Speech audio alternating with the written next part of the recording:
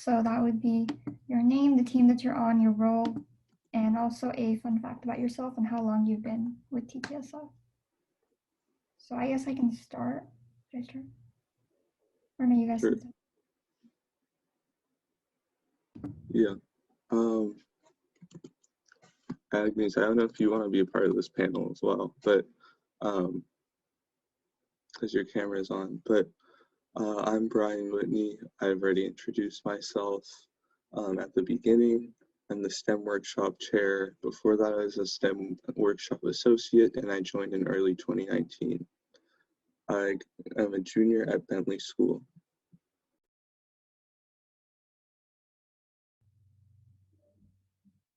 We could have Colton go next.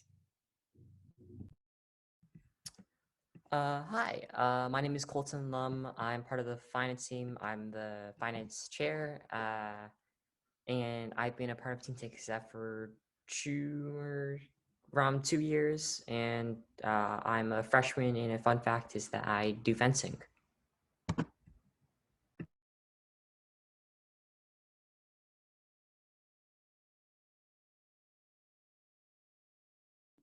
Okay, Agnes is now part of the panel also. Yeah. Hi, everyone. My name is Agnes. This is my first year on TeenTechSF leadership. I'm part of the workshop team, and I am a junior at Mission High School in San Francisco. And it looks like Sarah and Neil are not here, but we have Reha, so you can introduce yourself. Hi everyone, my name is Reha. I am a junior and I go to Quarry Lane. I've been with TeenTechSF for about a year now.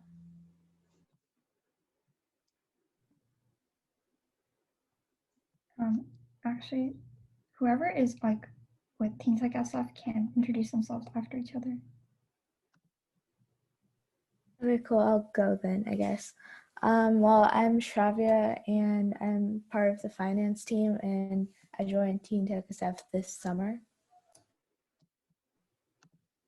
Hi, I'm Venus. I am part of the workshop team and I am a freshman at Lowell. And I joined in August 2020, around there somewhere. Hi, I'm Emily. I'm a junior at Berkeley High School and I'm part of the workshop team. I don't remember exactly when I joined, but I think it was after the Global Youth Summit.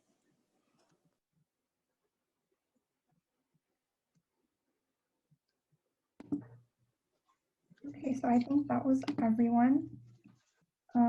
So we can start with our first question, which is why did you guys join TeenTechSF?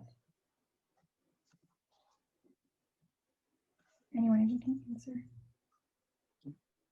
So as I mentioned, I was a participant at the 2018 Civic Hackathon, and after that, I found my way to the leadership team.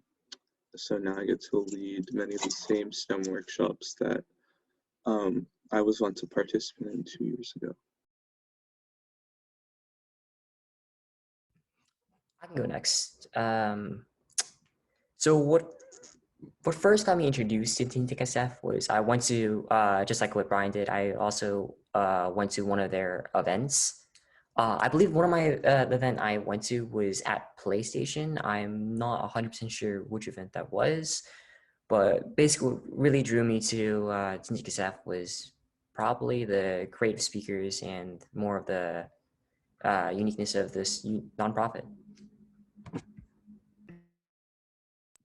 Yeah, I just joined TeenTechSF this year, but like last year I kept hearing about like Civic Hackathon and like the Global Youth Summit. Unfortunately, I wasn't able to make it, but to any of those because of just like something came up during those times. But I decided to join the leadership team to actually help plan these and kind of take initiative in that way and kind of explore deeper into something that I'm passionate about. So I think it was just a great opportunity for me to step up.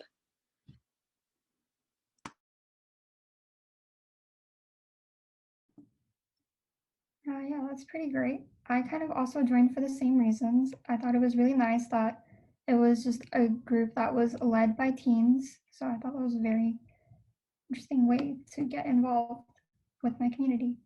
So the next question, and again, anyone can answer. What does your team do? So like, we could have one person from the workshop team, finance team, and communication team just say what they do.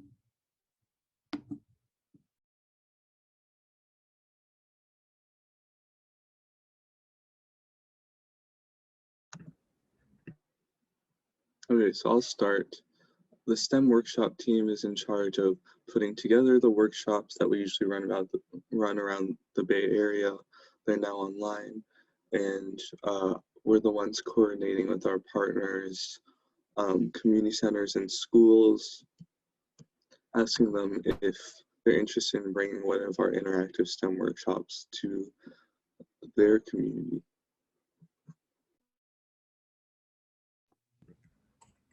I'm on the communications team, and for us, we mostly focus on outreach within schools and organizations in our community to kind of bring everyone together and see if they're interested in these events. So yeah, we mostly work with outreach for our workshop, as well as like Civic Hackathon and different events throughout the year. I'm part of the finance team, so we handle creating the budget. So if anyone wants to get anything or purchase anything for like an event or workshop, they ask us and then we give them the go-ahead. We also manage the receipts and prizes for the different events, and we finance's duty is basically to also sign up for different grants and apply for different grants, as well as asking for in-kind donations. So that's like an overview of what each of the teams in TeenTechSF do. And if you're interested in joining us, I'm just going to put the link to the interest form in the chat. And you guys can feel free to fill that out. So the next question that we have is, the TeenTechSF motto is diversity fuels innovation. So how do you guys apply this to your daily life? And then we can start with Brian and just go around. Yeah, so as part of the STEM workshop team, we always put together workshops. Right now we're doing them online, and we make sure to reach out to a wide audience, a wide range of teens. Now we can do that not only in the Bay Area, but also reach audiences all around the world with our online workshops. And so our team applies this to life because everything that we do relates to bringing diversity and innovation and making sure people have access to tech all the time. And like diversity fuels innovation is something I truly believe, and I believe that diversity thought is extremely important. Getting all the different viewpoints, regardless of what team you're working on, that's the way to really bring all of us forward. I don't know if that was the best answer, but yeah. That was a great answer. I guess, Reha, what do you think? Sure. When I first heard about TeenTechSF and how their mission was to promote diversity within tech, this is one of the reasons I joined, because I think that regardless of where you come from, who you are, what age, regardless of your background or ethnicity, I think that it's important to bring together people and share what you love, kind of thing. So I thought that that was really interesting, and that's kind of why I joined TeenTechSF, and to promote diversity within tech. And that's why I also joined the workshop team, because I was interested in creating workshops for whether people are new to the topic or whether they've been doing it for a while. I thought that it would be a great way for me to step up and share what I like to do. So yeah.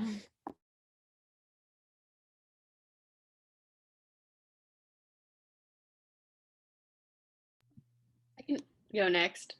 Yeah, I actually really and kind of why I joined TeenTechSF was kind of like what Reha and Brian said, like bouncing off of them.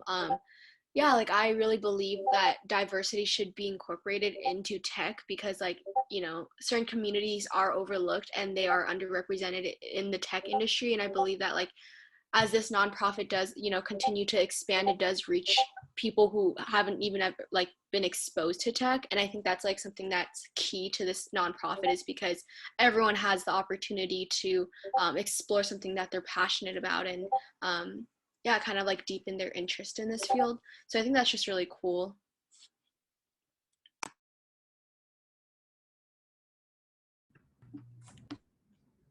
Oh, I guess I can go next. Well, for me, kind of like adding on what everyone else said, to me, diversity fuels innovation is kind of like how anyone can speak up, anyone can put out their, what's it called, ideas. Doesn't matter on their age or ethnicity or anything like that. It's just that ideas basically fuel innovation, and diversity is another part of that.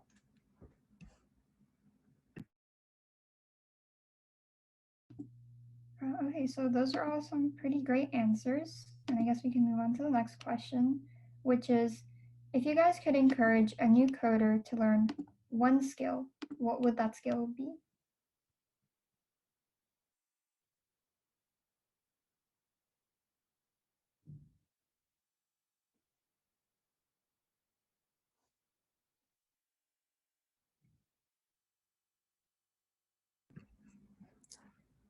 Well, let's see. If I were to encourage a new coder, for me, I think I would kind of want them to expand more of their horizons and how coding is useful, and how, what's it called? There's different ways to code different things. Like if you're, for example, if you're for finance, you're coding a Google Sheets and you're managing a budget, or for like doing a program or something like that, you want to know how to, or know different tools and different aspects of how that can come in, and how those tools can come in helpful later on.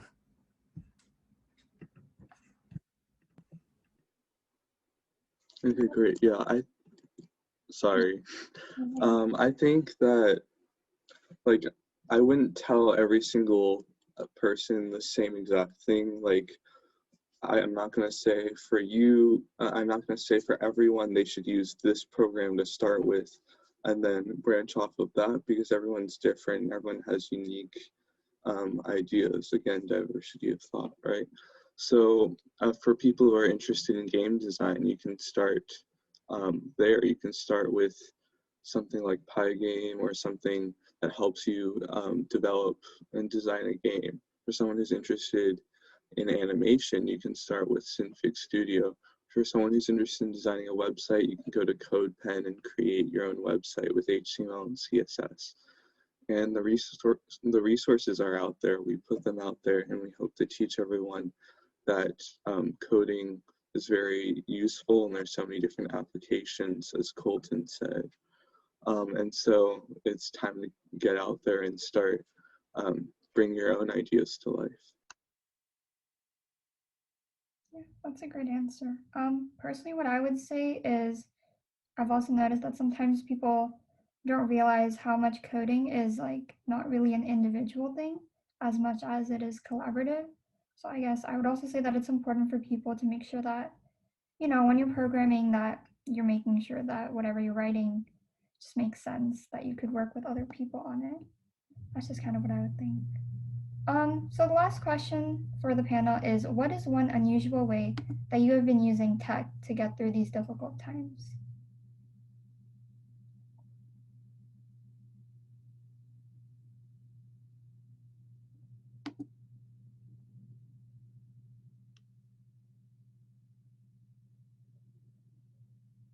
And you guys can just answer when you think of something. Yes, I guess for me, it would have to be kind of like the amount of time I'm spending now on electronics, and it's kind of super unusual for me to be kind of 24/7 on like a computer. Because of COVID-19, my school specifically, we all went online. So now I have to be basically on a Zoom screen for every single class, and it's definitely a new experience.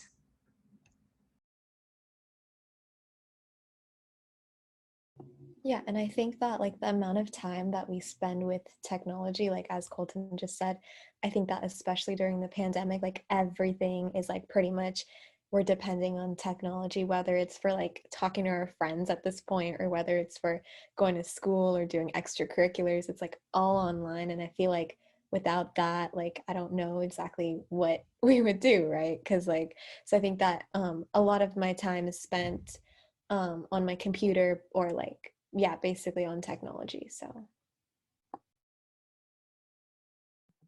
Yeah, I would have to agree. And also I'd like to say that like well I wasn't around 20 years ago, but I'm glad this didn't happen 20 years ago because we wouldn't have had the tech tools to bring us together. We'd all just be stuck in our homes. Um, and that would have made life way more difficult than it is now.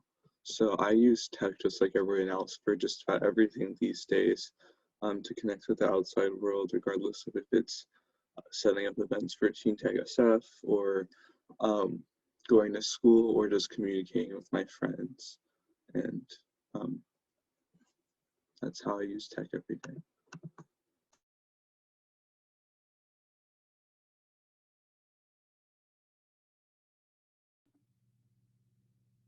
All right, so I guess that concludes the panel. Do you have any questions in the chat?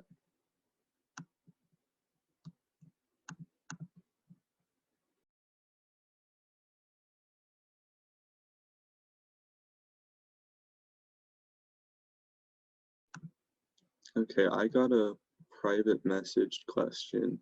How often do you guys meet? So we meet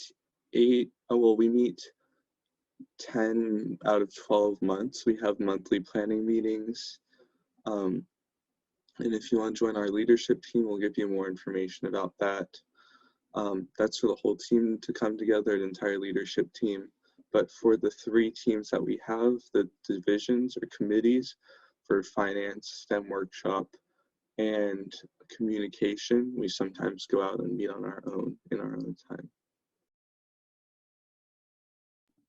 Yeah, so I got another question asking if we need to be well-versed in coding to join the team. And no, you do not, because there is plenty of things that you can help out with. You don't have to be on the workshop team or leading workshops, although you can if you want to.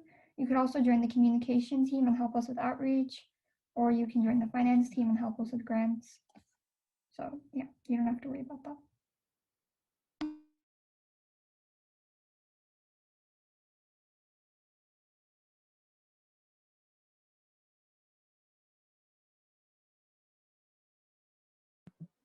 Any more questions?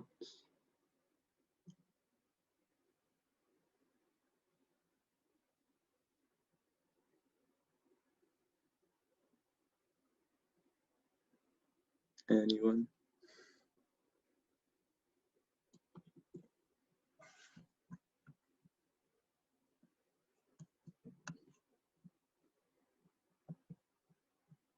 Do we give community service hours? I believe we talked about that earlier, but we do give community service hours, yes, which can be beneficial for your school. And if you get enough hours with us, you can also receive a Presidential Volunteer Service Award, like many of us have received on this panel.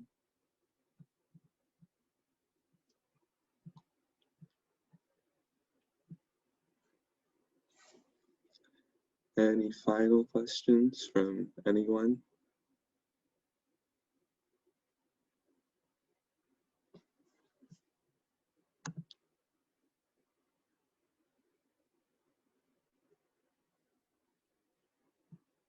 Okay, well, and if that's the case, I think if there are no more questions, we can go ahead and you guys can go back and work on your projects. Thanks for